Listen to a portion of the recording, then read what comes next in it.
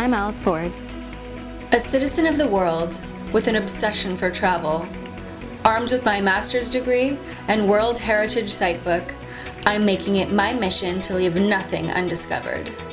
Join me as I explore one world packed with culture and mystery.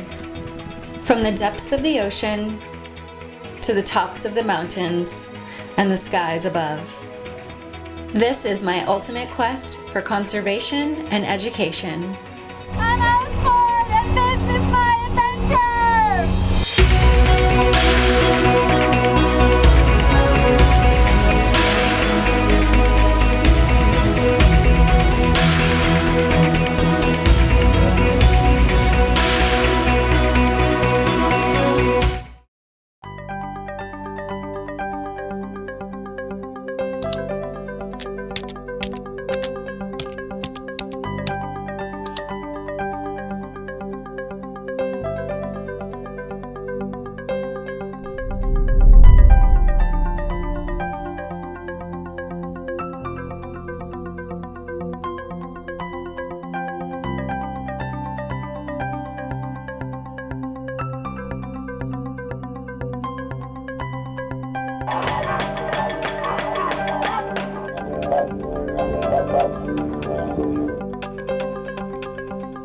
Welcome to Australia, the world's largest island, home to 19 World Heritage Sites.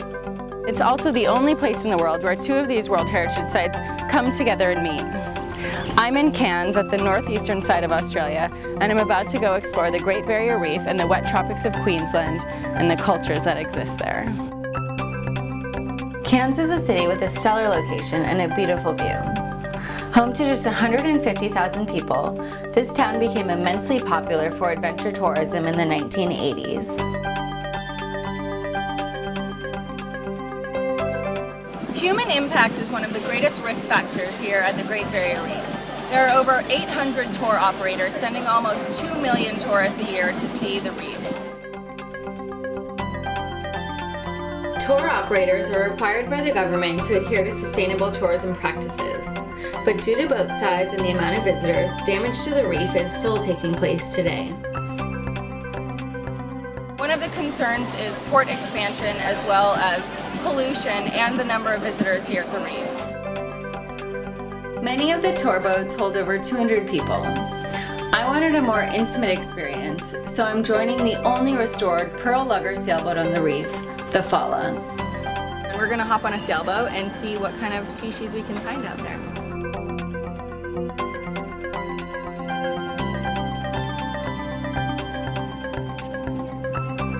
I just got on the sailboat Fala, and we're about to head to the outer banks of the Great Barrier Reef and do some diving.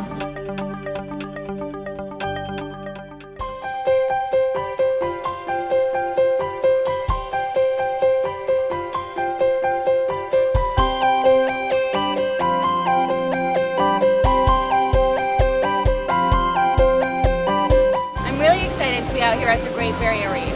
It's the largest living structure in the world, and it's also one of the 7 natural wonders, as well as being inscribed as a World Heritage Site in 1981. Captain Cook, one of the first white settlers, ran aground on the reef in the 1770s. Since then, the reef has been exploited for everything from gold to black pearl oysters. Our captain, a pirate in his own right, explained the reef and its ecology. When I first came out here to Australia, I expected to see one big long block of coral, the Great Barrier Reef. I expected, it's 1,200 miles long, 2,000 kilometers. Nothing could be further from the truth. The Great Barrier Reef is actually made up of over 3,000 separate reefs. Each one of them could be its own ecosystem all by itself. But when you get this collection of them all together, or slightly apart from each other, some magic things happen, and a lot of magic things happen. But the Great Barrier Reef itself goes from Fraser Island, just north of Fraser Island, in the south, runs along the coast roughly 20 to 40 miles offshore, all the way up to about 20 miles off the coast of Papua New Guinea.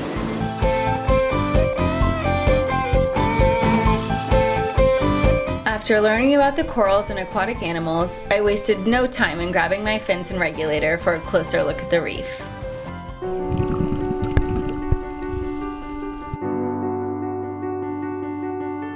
There are over 300 types of coral and 1,500 species of marine life living in the reef.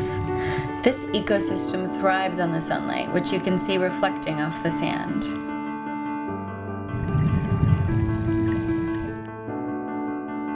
I had a chance to see several giant clams.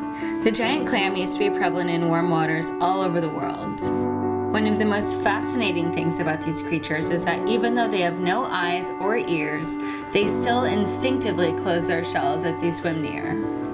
Because of overharvesting, it is extinct in many places and endangered everywhere else, leaving the Great Barrier Reef as one of the few places the smallest can still be seen.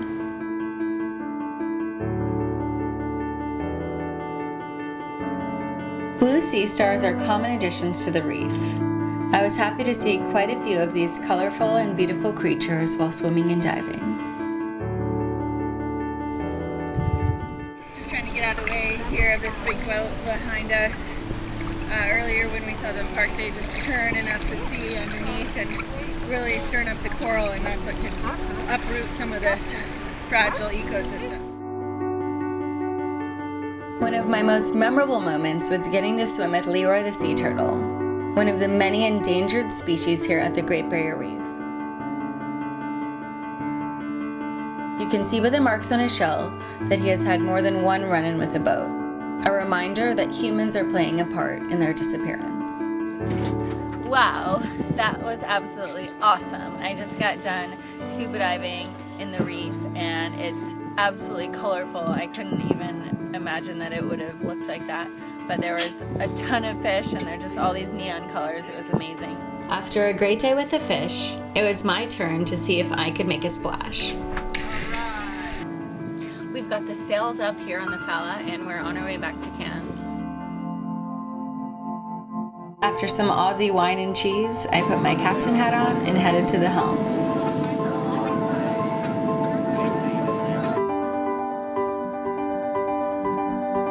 Getting my fill as captain, I took some time to reflect on a great day on the reef. As I looked out into the sea at one of the most spectacular places on Earth, my passion to protect these places was ever more instilled. UNESCO has helped the government here crack down on the exploitation of this ecosystem, helping its preservation for years to come. The Aboriginals here have lived in harmony with the Great Barrier Reef and the forest for up to 40,000 years. So I'm going to get cleaned up and head over to one of their villages to learn about their traditions and customs.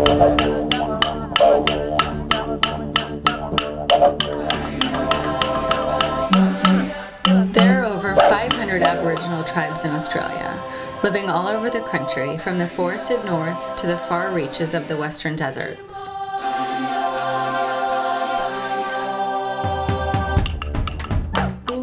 An important cultural icon for the Anangu tribe, lies in the western deserts of Australia. They believe that these amazing features were made by the spirits of their ancestors who walked these lands during creation time. Queensland is home to the oldest rainforest civilization on Earth. Made up of 18 Aboriginal tribes, these people play an important role in the protection and management of these World Heritage Sites.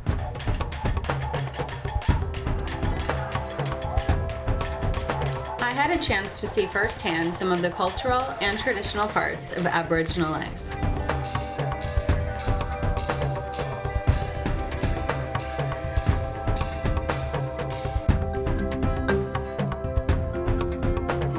Aboriginals have many unique instruments, weapons, and art, commonly used in ceremonies, rituals, and daily life.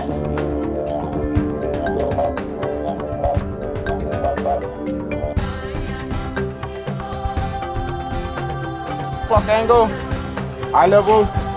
Originally made from bones, this weapon was used as a decoy to frighten birds into flight. One of the other well-known items of Aboriginal culture is the boomerang. And it's something that you can throw and it actually comes back to you. It goes about 350 feet, and this is one of the staples of Aboriginal culture. Art is one of the main income sources for Aboriginals today, and still uses the time-honored traditions of their ancestors.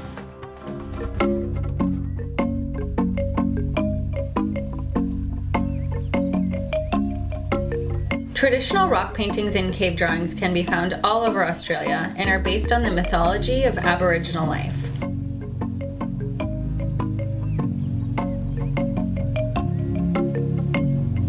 The most famous instrument in Aboriginal culture is the didgeridoo. You can play it by going, let's see how I'm not very good, but let's see how some real Aboriginals do. Often made from the hollowed out trunks of eucalyptus trees and sealed with beeswax, this musical instrument is endemic to the region of Northern Australia. I was lucky enough to get a lesson playing this traditional musical instrument. Didgeridoo. Didgeridoo. Didgeridoo. Didgeridoo. Now look at my ribs now. Didgeridoo. Didgeridoo. Didgeridoo. Didgeridoo. Didgeridoo.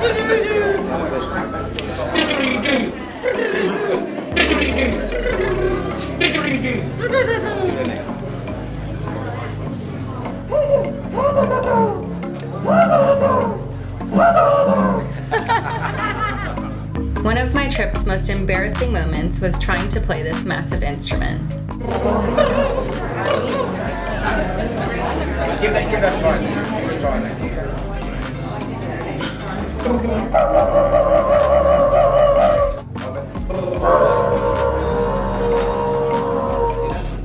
It's a truly incredible instrument. It's made from a tree and it is not easy to play, as you can see.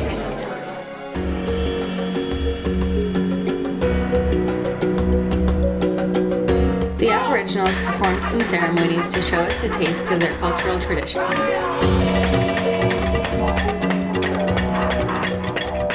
I'm at one of their villages to learn about their many traditions and cultures and to taste some of their great food. Animals were very important to the Aboriginals. As you can see in this dance, they are mimicking marsupials, which played an important role in the lives of their people. I was very excited to be invited on stage to take part in the ceremonial dance to create fire. Creating fire was very important to the Aboriginals, and ceremonial dances were often part of the fire ritual. It was great fun to feel like part of their tribe for the evening.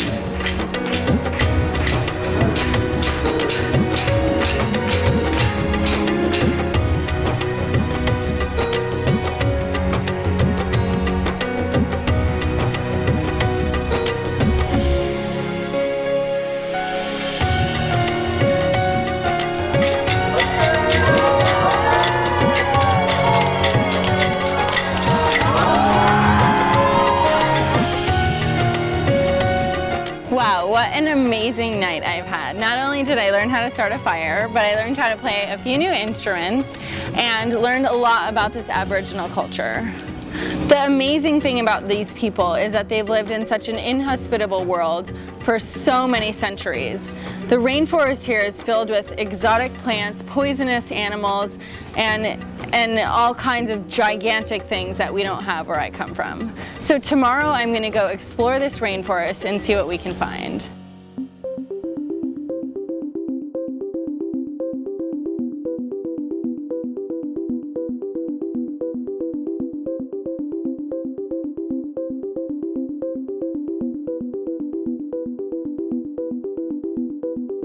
I'm just on my way up to explore the tropics of Queensland, the largest rainforest in all of Australia. It was designated as a World Heritage Site in 1988, and it has a large amount of flora and fauna that we're going to go check out.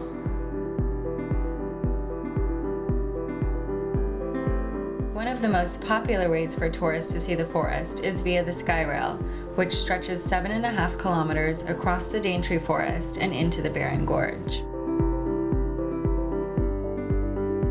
The wet tropics encompasses more than 450 kilometers and 54 national parks, making the Skyrail a quick and easy way to experience this massive landscape at its best. This dense and lush landscape gives way to the beautiful Barren Gorge waterfall, which only roars to life after heavy rainfall.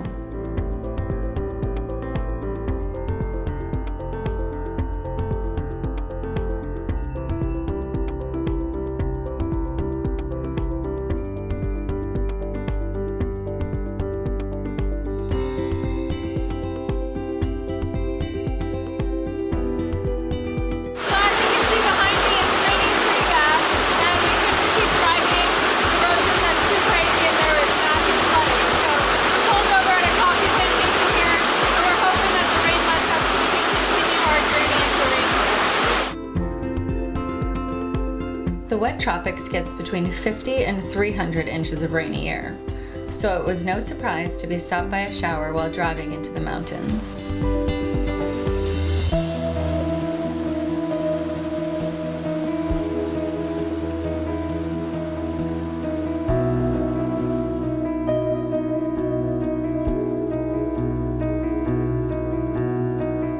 What a drive! That was absolutely exhilarating. We just drove through a bunch of rivers and through some mud, and we finally made it into the rainforest. This forest is over 100 million years old. That's incredible. It's also home to over 3,000 plant species and over 100 different mammal species, including one of our marsupial friends, the kangaroo, and the second largest bird in the world, the cassowary. Let's go see if we can find some of those. Come on.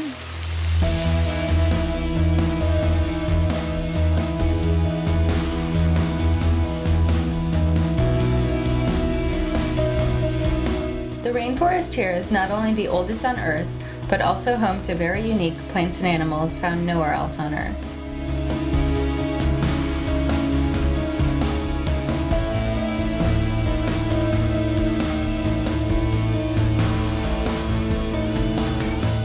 As I explored the forest, I was dwarfed in size by some of the planet's tallest tree and fern species.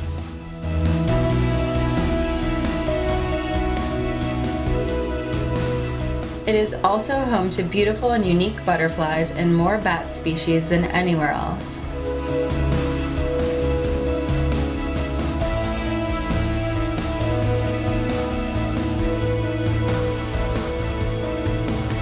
A major environmental concern is the fragmentation of the forest that is caused by power lines and roads. Being in the deep rainforest for hours and then stumbling upon such a monstrosity was certainly a surprise.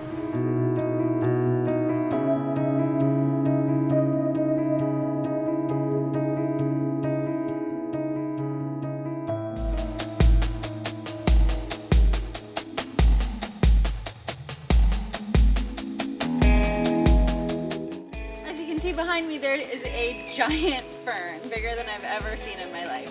This is actually the world's tallest fern, called the scaly fern, and it can grow up to 18 meters high, which is pretty tall. There's over 65% of Australia's fern species here in Queensland, and they're all gigantic, as you can see. So behind me is one of these ferns that is a lot older and, as you can see, a lot taller. The one before was one of the little babies, so you can kind of see how big they grow.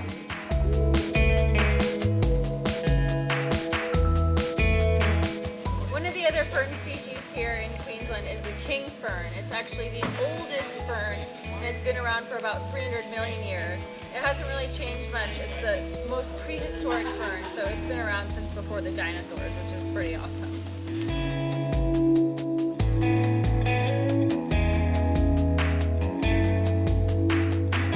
Strangler fig tree is estimated to be about 700 years old. These trees completely engulf its host tree, leaving a hollow center and an eerie image for onlookers.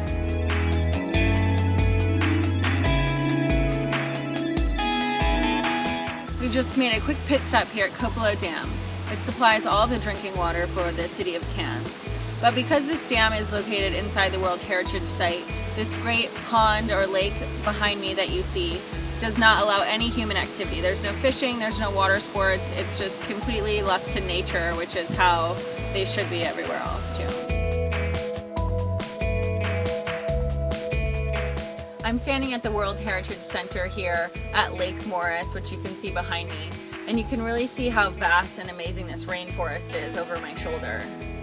In 1988, UNESCO designated this area as a World Heritage Site, which encompasses over 50 national forests. It's an absolutely huge ecosystem. And with their help, this area and all this rainforest has been maintained and is kept human-free. It's completely sustainable, and it's really allowed this ecosystem and a lot of its endangered species to be able to rebuild and regain their populations.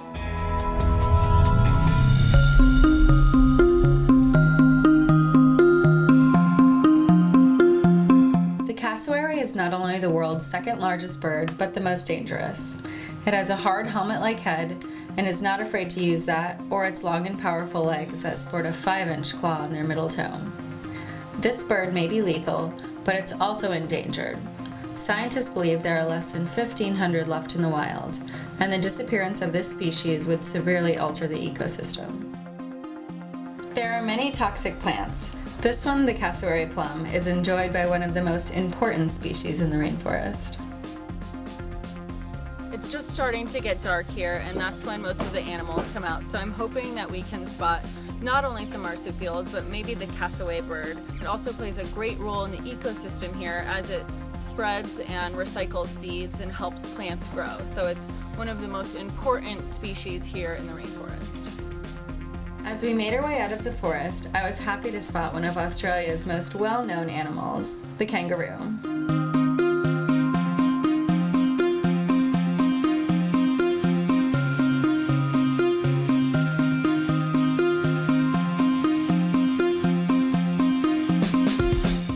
Back into the city of Cairns after an amazing day in the rainforest. I could probably spend a couple of weeks or a couple of months here without seeing all the flora and fauna that exist. I've had an amazing time here in the northern part of Australia, exploring the World Heritage Sites as well as its many cultures and creatures. But until my next adventure, I'm Alice Ford.